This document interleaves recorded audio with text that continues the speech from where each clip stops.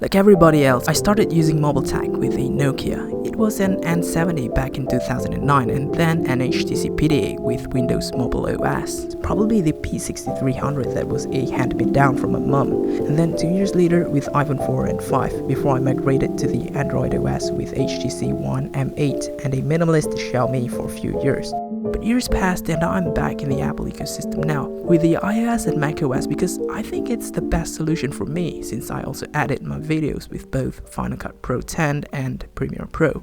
I understand that everybody's a little bit different, so what works for you might not work for me. My take is that I think iOS is kind of there, for me anyway. It feels like a really mature OS. For general users especially, updates on macOS and iOS itself are infinitely simpler. However, information density is still lacking, so it is not ideal for me. The iOS still has many flaws and is unnecessarily smug, but to put together as someone who works in electronic design, I don't think we need the complexity for day-to-day experience for which is interesting to use but rather impractical. And I think that Apple's software integration is really good that it makes up most of its flaws. I have something interesting to share with you.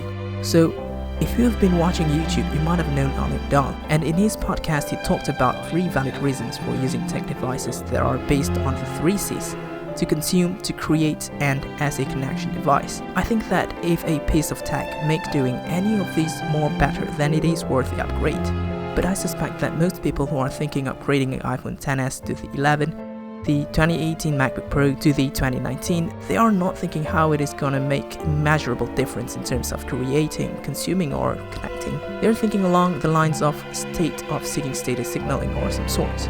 And also more like, hey, check me out, I'm cool. At least some of them do. So why do you think people are upgrading their tech ever so frequently? Click the like button, leave the comments down below, and subscribe if you haven't already. See you next time.